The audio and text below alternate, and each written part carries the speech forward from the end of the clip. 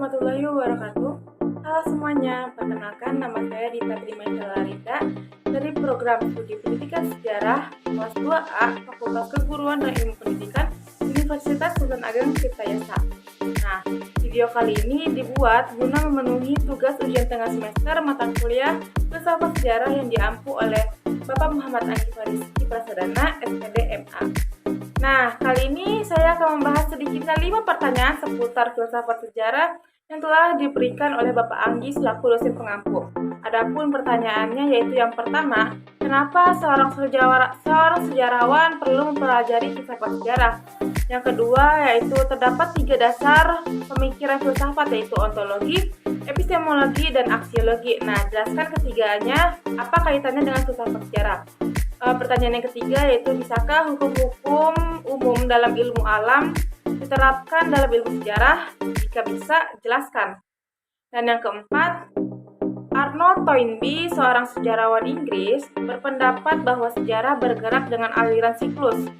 Berikan contoh peristiwa sejarah di Indonesia yang bergerak dengan aliran siklus.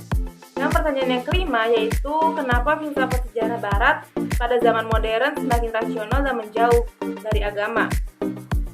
Nah, untuk mengetahui jawaban-jawaban dari pertanyaan tersebut, yuk simak videonya lebih lanjut. Nah, masuk ke pertanyaan yang pertama, yaitu mengapa seorang sejarawan perlu mempelajari filsafat sejarah. Seperti yang kita tahu bahwa sejarawan ini merupakan orang yang mempelajari dan menulis mengenai masa lalu atau masa lampau. Dan sejarawan ini dianggap sebagai yang berwenang atas kajian dan penulisan tersebut.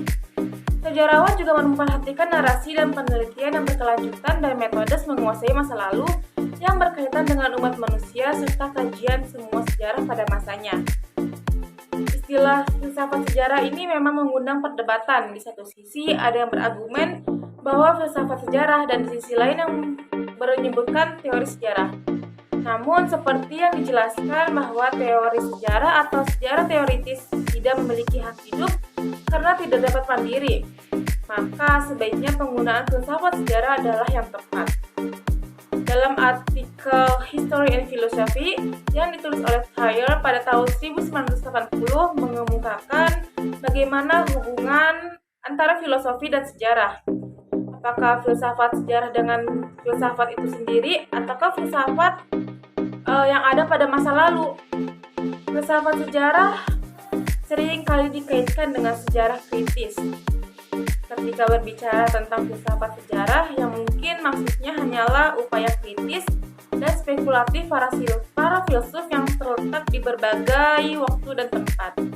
Ngomong-ngomong tentang sejarawan dan filsafat sejarah, pasti terlintas di pikiran kalian tentang kenapa sih seorang sejarawan itu harus mempelajari filsafat sejarah? Ya, karena banyak manfaatnya ya. Banyak manfaat dari mempelajari filsafat sejarah yaitu mempertajam kepekaan kritis seorang peneliti sejarah. Dengan mempelajari filsafat sejarah, seorang peneliti sejarah lebih mampu mengadakan suatu penilaian pribadi mengenai keadaan pengkajian sejarah pada suatu hal tertentu. Selain itu juga, peneliti sejarah dapat memetakan aliran-aliran yang dapat digunakan dalam menunjang penulisannya. Dan tentu saja guna meminimalisir subjektivitas yang selalu dianggap lumrah dalam sejarah. Dengan dilatar belakangi pengetahuan sejarah, maka seorang peneliti sejarah akan lebih mampu melakukan suatu kritik atau penilaian dan koreksi mengenai hasil pengkajian sejarah. Oleh sebab itu, filsafat sejarah mutlak diperlukan agar dapat mengapresiasi pengkajian sejarah. Dengan lebih bermakna dan memuaskan, kajian tentang sejarah akan lebih tuntas, menarik, dan bermakna bagi kehidupan manusia di hari ini, esok, maupun nanti. Dan jika unsur-unsur dasarnya itu bisa ditemukan, seorang peneliti sejarah ini mengetahui dan memahami filsafat akan mampu menemukan struktur dasar atau hakikat di dalam penjelasan yaitu eksplanasi sejarah. Karena itu, setiap ahli sejarah yang dengan sungguh-sungguh menekuni profesinya sebagai seorang sejarawan profesional, bukan sejarawan amatir, mau tidak mau menganut beberapa pendapat dan mengakar pada filsafat sejarah tersebut. Jadi itulah alasan mengapa seorang sejarawan perlu mempelajari filsafat sejarah. Oke teman-teman? Nah, lanjut ke pertanyaan yang kedua, yaitu tadi terdapat 3 dasar pemikiran filsafat, yaitu ontologi, epistemologi, serta aksiologi. Dan jelaskan ketiganya apa kaitannya dengan filsafat sejarah. Pada prinsipnya, filsafat menempatkan sesuatu berdasarkan kemampuan daya nalar manusia ya. Kebenaran dalam konteks filsafat ini adalah kebenaran tergantung sepenuhnya dengan kemampuan daya nalar manusia. Kemampuan berpikir atau bernalar merupakan satu bentuk kegiatan akal manusia melalui pengetahuan yang diterima melalui panca indera, diolah dan ditunjukkan untuk mencapai suatu kebenaran. Nah, terdapat 3 dasar filsafat, yaitu ontologi, epistemologi, dan aksiologi. Ontologi ini mempersoalkan tentang yang ada atau tentang realitas atau realitinya dalam alam semesta ini yang meliputi alam, manusia, dan Tuhan, sehingga dikenal adanya filsafat alam atau kosmologi, dan filsafat manusia atau antropologi filsafat, dan filsafat ketuhanan atau biasa kita sebut teologi. Ontologi juga disebut sebagai filsafat metafisika karena yang dipersoalkan itu termasuk juga realitas non-fisik atau di luar dunia fisik, seperti hal-hal yang gaib misalnya. Nah, sedangkan epistemologi itu merupakan teori pengetahuannya nih yang mempersoalkan tentang kebenaran, seperti dasar atau sumber pengetahuan, luas pengetahuan, metode pengetahuan, dan kebenaran pengetahuan. Ada juga memasukkan logika ke dalam ruang lingkup epistemologi karena logika itu merupakan bagian dari filsafat yang membahas tentang sarana berpikir logis. Dan aksiologi nih. Aksiologi itu mempersoalkan tentang nilai-nilai kehidupan. Aksiologi juga disebut sebagai filsafat nilai yang biasanya meliputi etika, estetika, dan religi. Etika di sini adalah bagian filsafat aksiologi yang menilai perbuatan seseorang dari segi baik ataupun buruknya seseorang.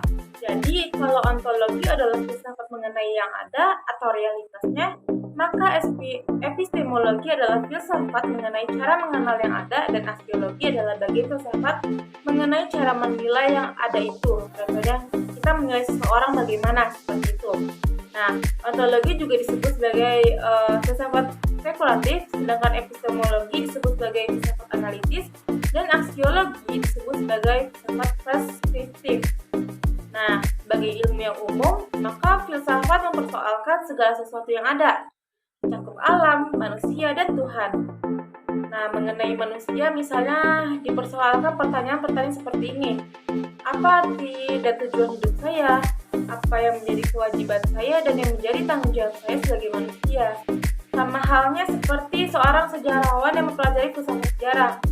Nah, hubungannya antara dasar-dasar tadi seperti ontologi, epistemologi, dan aksiologi dengan kaitannya dengan filsafat sejarah seperti tadi, seorang sejarawan atau seorang filsuf sejarah itu yang mempertanyakan bagaimana sih keadaan manusia pada zaman dahulu dan bagaimana sih kehidupan manusia, bagaimana manusia bisa hidup dengan keadaan seperti itu, apa yang membuat manusia bisa bertahan, seperti itu. Nah, sama halnya seperti seorang filsuf sejarah nih yang bertanya-tanya itu seperti tadi. Maka ilmu dasar tadi, filsafat ilmu tadi itu sangat penting bagi seorang filsuf sejarah atau sejarawan untuk berpikir atau mengetahui apa yang mereka tanyakan gitu, seperti itu. Oke, lanjut ke pertanyaan yang ketiga, yaitu bisakah hukum umum dan ilmu alam diterapkan dalam ilmu sejarah ini? Menurut pendapat saya pribadi bisa. Contohnya itu ilmu hukum politik.